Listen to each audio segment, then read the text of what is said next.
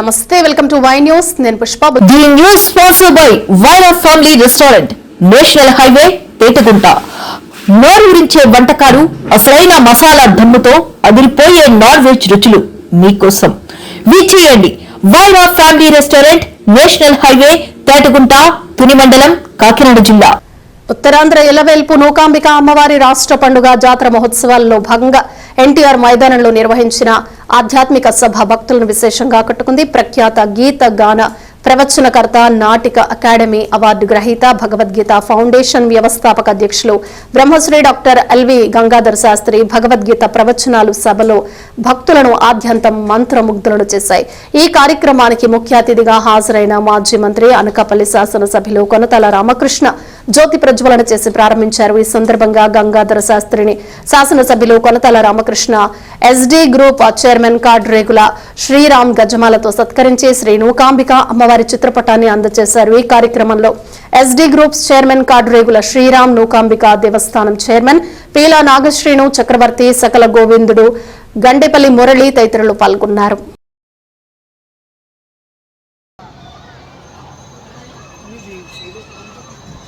తపస్సు వల్ల అయితే ఇదంతా సాధ్యపడిందో, అమ్మవారు ఇప్పుడు శాంతమూర్తిగా ఇన్ని కోట్ల మంది భక్తుల కోరికలని ఈడేరుస్తోంది అంటే, దీని రాష్ట్ర పండుగగా రాష్ట్ర ప్రభుత్వం ప్రకటించింది అంటే అందుకు ఒక మహానుభావుడు అందరినీ మహానుభావులు అనలేని మిత్రులారా, గీత చెప్తుంది, నహి కళ్యాణ కృతి కశ్చిత్ దుర్గతిం తాత గచ్చతి. ఎవడైతే స్వకల్యాణం కోసం ఆలోచిస్తాడో, తన గురించి మాత్రమే ఆలోచిస్తాడో, తన స్వార్థం గురించి మాత్రమే ఆలోచిస్తాడో, వాడున్నంత కాలమే ఉంటాడు. వాడితో అవసరం ఉన్న వాళ్ళ మధ్యలో మాత్రమే ఉంటాడు. ఎవడైతే లోక కళ్యాణం కోసం ఆలోచిస్తాడో, వాడు లోకాలు ఉన్నంత కాలం శాశ్వతంగా ఉండిపోతాడు. ఇది గీత చెప్తుంది. అలాంటిది తాను ఉన్న కాలంలో, పదవిలో ఉన్న కాలంలో ఏదైతే ప్రపంచానికి, ప్రజలకి, తన నియోజకవర్గం వాళ్ళకి నూకాంబిక అమ్మవారు అనకాపల్లి కొత్త అమావాస్య జాతర కార్యక్రమాన్ని రాష్ట్ర పండుగగా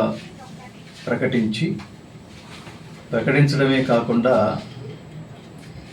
దీన్ని నెల రోజుల పాటు ఆధ్యాత్మిక, సాంస్కృతిక, సామాజిక సమ్మేళనంలాగా ఈ వేదిక నుంచి మన సనాతన ధర్మాన్ని కాపాడే, విస్తృతంగా ప్రచారం చేసి, రాబోయే తరాల వాళ్ళకి అవగాహన కల్పించి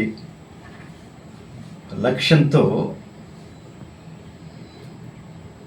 నూకాంబిక అమ్మవారి జాతరని తీర్చిదిద్దటం, దాన్ని ఈ రూపంలో ప్లాన్ చేయటం, ఇదంతా మాలాంటి వాళ్ళకి, ఎంతోమందికి చాలా ముదావహమైన, ఆనందకరమైన విషయం. ఇందుకు కారకులైన కూటమి ప్రభుత్వ నేతలకి, ముఖ్యంగా రాష్ట్ర ముఖ్యమంత్రి వర్యులు నారా చంద్రబాబు నాయుడు గారికి, అలాగే డిప్యూటీ సీఎం శ్రీమాన్ పవన్ కళ్యాణ్ గారికి, వీళ్ళిద్దరికీ ఈ జాతరను ఇంత వైభవంగా తీర్చిదిద్దాలనే ఒక ఉత్తమ లక్ష్యంతో తమ ఆలోచనని ప్రజాప్రతినిధిగా ప్రభుత్వ పెద్దలకి, ముఖ్యంగా పవన్ కళ్యాణ్ గారికి, వారి మనస్సుకి చేరవేయడం ద్వారా, వారు చంద్రబాబు నాయుడు గారికి చేరవేయడం ద్వారా ఇంత గొప్ప కార్యక్రమాన్ని తీర్చిదిద్దిన రూపశిల్పి స్థానిక శాసనసభ్యులు శ్రీ కొనతాల రామకృష్ణ గారికి ముఖ్యంగా నా శుభాభినందనలు తెలియజేస్తూ, యావత్ సనాతన ధర్మ బంధువులందరి పక్షాన ఈ మహానుభావులందరికీ కృతజ్ఞతాపూర్వక అభినందనలు తెలియజేస్తున్నా. ముఖ్యంగా నేను ఈ అనకాపల్లికి రావడానికి ప్రధానమైన కారణం, నా ఆత్మీయ మిత్రులు,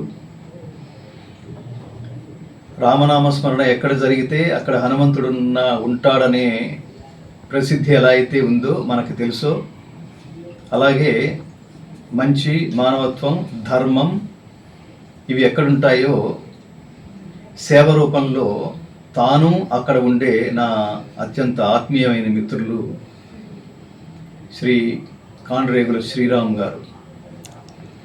ఈ ఊరంతా ఆయన్ని 2 వాక్యాలతో అభినందిస్తుంది. ఒకటి, ఆయన శ్రీకృష్ణుడు భక్తుడు. శ్రీకృష్ణుడు అంటేనే ధర్మం. యతో గావస్తతో కృష్ణ, యతో కృష్ణస్తతో ధర్మ, యతో ధర్మస్తతో జయ. ధర్మం ఎక్కడుంటే జయం అక్కడ ఉంటుంది.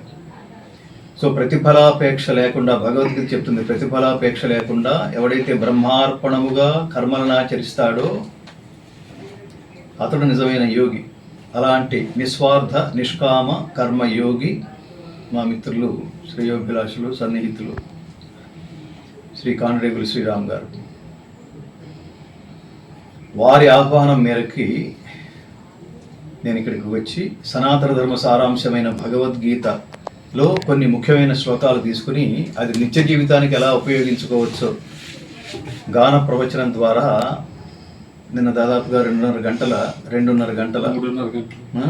గంటల గాన ప్రవచనం చెప్పడం జరిగింది. ఇందులో ప్రధానమైన ఉద్దేశం కేవలం భగవద్గీత విని ఆనందించి అభినందించి చప్పట్లు కొట్టి వెళ్ళిపోవడం కాదు. భగవద్గీత రిటైర్మెంట్ సబ్జెక్ట్ కాదు. భగవద్గీత కేవలం పఠనా గ్రంథం కాదు, కేవలం పారాయణ గ్రంథం కాదు, ఇది ఆచరణ గ్రంథం అనేది స్పష్టంగా తెలియచేయడమే నా ముఖ్యోద్దేశంగా నా భగవద్గీత గాన ప్రయాణ యాత్రలన్నీ జరుగుతూ ఉంటాయి. రామాయణం కానీ, భారతం కానీ, భగవద్గీత కానీ, పురాణాలు కానీ, ఇతిహాసాలు కానీ, ఇవన్నీ కర్మ సిద్ధాంత గ్రంథాలు. మనిషి ఉత్తమ కర్మని ఆచరించడం ద్వారా ఉత్తమ గతుల్ని ఎలా పొందగలడో, చివరికి జన్మరాహిత్య శాశ్వతానందమయ స్థితి అయిన మోక్షాన్ని ప్రాప్తింపజేసుకునే, జన్మరాహిత్య స్థితిని ప్రాప్తింపజేసుకునే అవకాశం కర్మల ద్వారా ఉన్నప్పటికీ ఆ ఉత్తమ కర్మలను ఆచరించడంలో మనిషి ఎలా వెనకబడి ఉంటున్నాడు. ఒకే ఒక సనాతన ధర్మం మాత్రమే ఆధారం మిత్రులారా. అదొక్కటి మాత్రమే మనిషిని మనిషిగా తీర్చిదిద్దగలదు.